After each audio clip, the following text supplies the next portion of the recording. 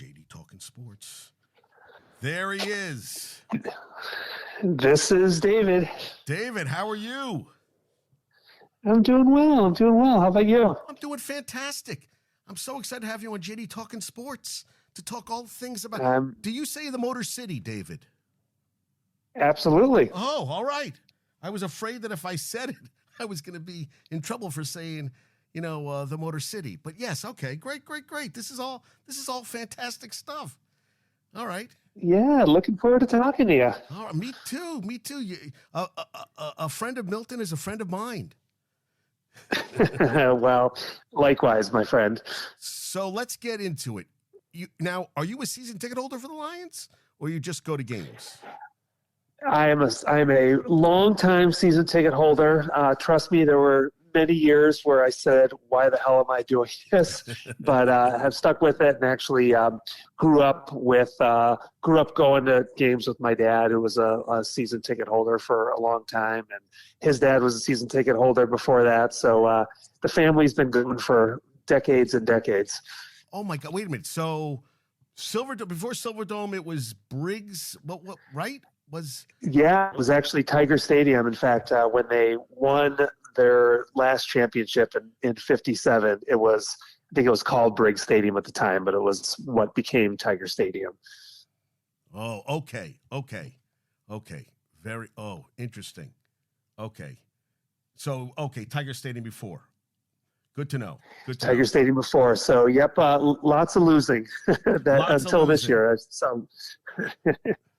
Okay. Yeah, in fact, it's funny. I remember one game in the Silverdome was probably, I don't know, mid 80s. So I was probably 10, 12 years old. And we were walking into the stadium and we saw 2 tickets on a windshield. And when we came back, there were 4 tickets on the windshield. So it was some pretty lean years there. That's for sure. Okay. Yeah, that's why I was kind of curious. Wow. We're talking, wow. Now, do you remember your earliest memory of going to a Lions game? I do, and it's probably pretty apropos for the Lions' history. I went in 1980 to the Thanksgiving game against the Bears, and they actually went into overtime, and the Lions kicked off. Bears won the toss, and a guy on the Bears, I think his name was David Williams, ran the kickoff back 105 yards to score, shortest overtime in history. And that was my introduction to heartbreaking losing for the Lions. That's one of my earliest. I remember that game distinctly. I was at my aunt's house in Merrick, Long Island. I remember that game. They ran the kickoff back in overtime. Yeah, wow. I remember Billy Sims. I was a huge Billy Sims fan. Huge. Billy Sims was so fun to watch, and I'm told by my doctor friends now that if Billy Sims hurt his knee in the way that he did in the 80s, now he would have been out for maybe one season, probably not even. But unfortunately back then, you rip up your knee and it was kind of a death sentence, especially for running backs. So his career was pretty short, but he was great to watch. He was great to watch. So that's your earliest memory is 80. Wow. I mean, you think about it now. I mean, so many lean years. I mean, this year was like the greatest. So many. Wow. Now, growing up, who was your favorite Lion?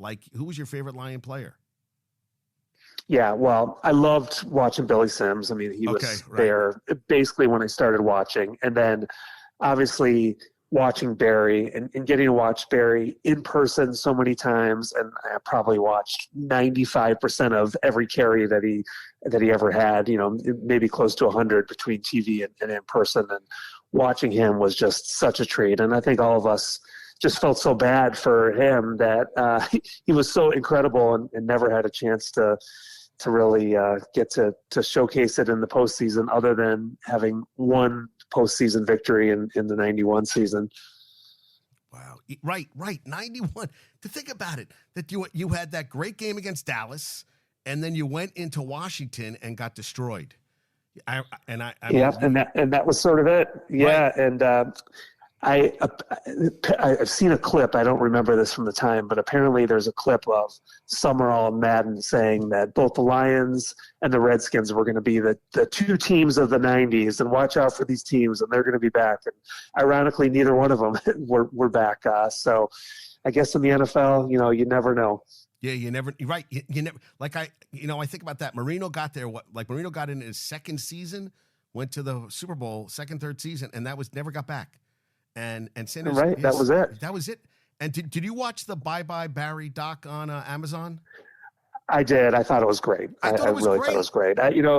Yeah. No. There were some people in Detroit some friends of mine that didn't want to watch it because they just kind of thought they were going to get angry at the organization and it was just going to make them more frustrated than anything. But I thought it was incredibly well done and it brought back a lot of great memories. And I really enjoyed watching that.